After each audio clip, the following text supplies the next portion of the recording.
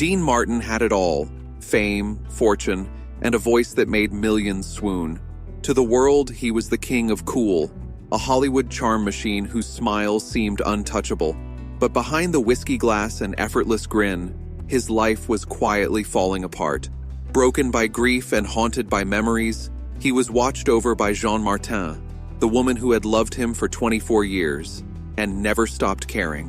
While fans saw a legend, Jean saw the toll of fame, loneliness, regret, and loss no spotlight could heal.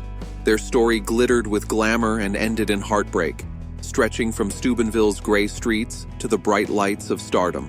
Born Dino Crocetti in 1917, Dean grew up in a poor Italian-American household where laughter and song masked hardship. School was cruel. His accent made him a target, and by 10th grade he had dropped out, convinced life's real lessons lay elsewhere. He took every job he could find: steel mill laborer, milkman, bootlegger, and boxed as Kid Crochet, losing far more than he won. The fights left scars, both physical and emotional, that would follow him into fame. A small act of kindness from Lou Costello later helped polish the suave image the world adored, but Dean's path had been anything but easy. They were broke but resourceful. When money ran out, Dean and friends staged bare-knuckle fights in their tiny apartment, charging $5 a ticket, just enough to scrape by. On lean nights, they scavenged diners for scraps. It was during these hard years that Dean's charm began to shine. Working as a croupier in an illegal casino, he sang softly between games to entertain gamblers. One night, bandleader Ernie McKay heard him and offered a singing job.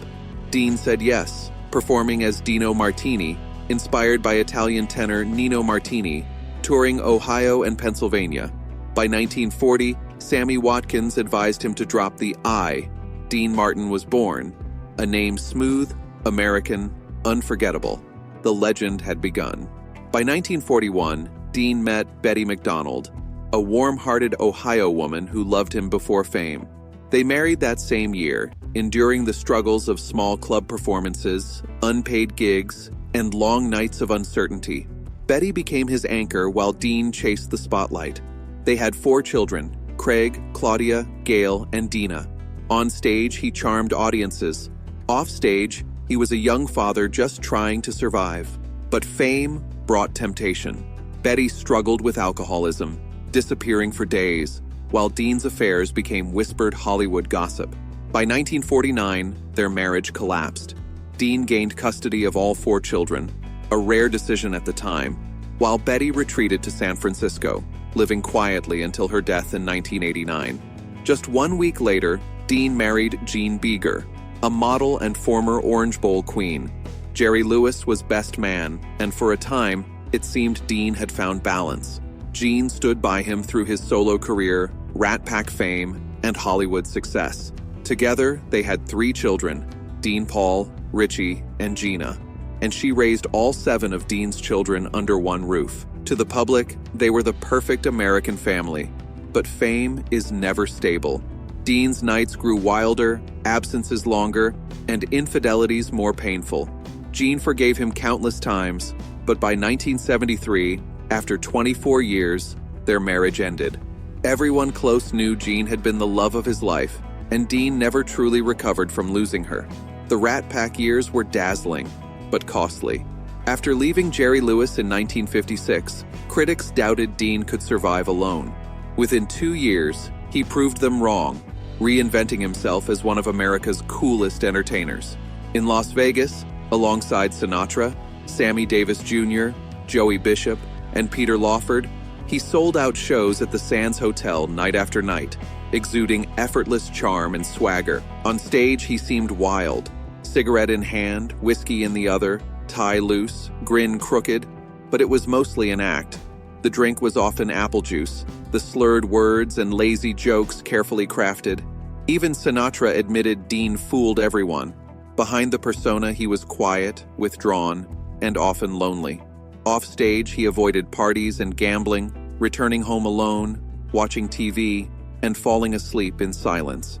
Yet in films like Rio Bravo and The Young Lions, he revealed depth and vulnerability, breaking every Hollywood box ever built for him. In 1965, The Dean Martin Show debuted. Dean set his own rules: no rehearsals, one filming day per week, and full ownership. The gamble paid off. 264 episodes, over 40 million viewers weekly, and a television empire built on his effortless charm. Yet the more famous he became, the emptier he felt. Laughter, applause, glamorous friends, it all felt fleeting. Dean once said, "If you have luck, you don't have to be smart." But luck fades. By the late 1970s, his world and his heart began to dim. Then, on March 21, 1987, his son Dean Paul Martin, a talented actor, musician, and Air National Guard pilot, died in a jet crash at 35. Dean Paul had been his pride and joy, his golden boy.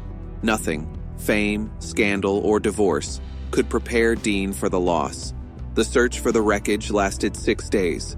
When it ended, Dean withdrew completely. He stopped smiling, stopped performing, stopped caring. As Rich Little said, losing his son was the end of him. Dean was set for a Rat Pack reunion tour, the ultimate event, with Sinatra and Sammy Davis Jr., but after his son Dean Paul's death, he couldn't go on.